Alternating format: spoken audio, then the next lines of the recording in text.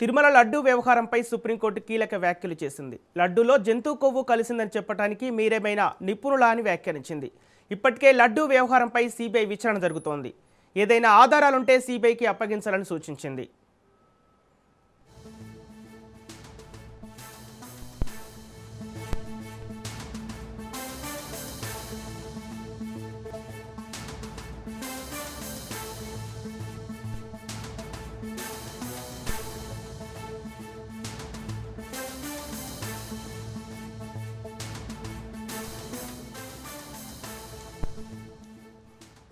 తిరుమల లడ్డూ వ్యవహారంపై సుప్రీంకోర్టు కీలక వ్యాఖ్యలు చేసింది. లడ్డూలో జంతు కొవ్వు కలిసిందని చెప్పడానికి మీరేమైనా నిపుణులా అని వ్యాఖ్యానించింది. ఇప్పటికే లడ్డూ వ్యవహారంపై సిబిఐ విచారణ జరుగుతోంది.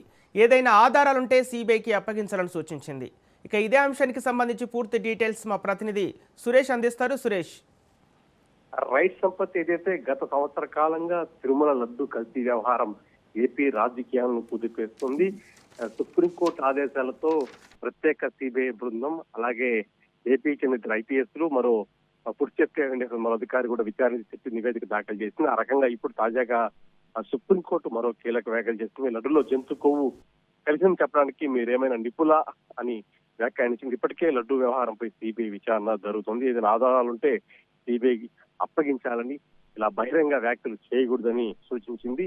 ఇప్పుడు తాజాగా సుప్రీంకోర్టు వ్యాఖ్యలు కాస్త కలకలం మొత్తం ఏపీ రాజకీయాలు మొత్తం కూడా హాట్ టాపిక్ గా తిరుమల కేంద్రంగా రాజకీయం నడుస్తుంది. కేవలం లడ్డు తయారు సంబంధించిన నెయ్యి కల్తీ వినియోగంలో జంతు కొవ్వు కలిసిందనే వ్యాఖ్యను హైలైట్ చేస్తూ ఆ రకంగా పూర్తిగా విచారణ జరిగిన తర్వాత అనిమల్ ఫ్యాట్ మాత్రమే ఉంది, సింథటిక్ పామాయిల్ తో అసలు నెయ్యే తయారు చేయించలేదని ఒక పక్క జరుగుతున్న తరుణం, మరోవైపు వైసీపీ ఒక పక్క ఆరోపణలు, టీడీపీ ఆరోపణలు, పూర్తిగా ఏపీ రాజకీయాలు మొత్తం కూడా తిరుమల లడ్డు కల్తీ వ్యవహారంపై కొనసాగుతున్న తరుణంలో కీలక వ్యాఖ్యలు సుప్రీంకోర్టు చేయడంతో కాస్త ఆసక్తికరంగా మారింది సంపత్.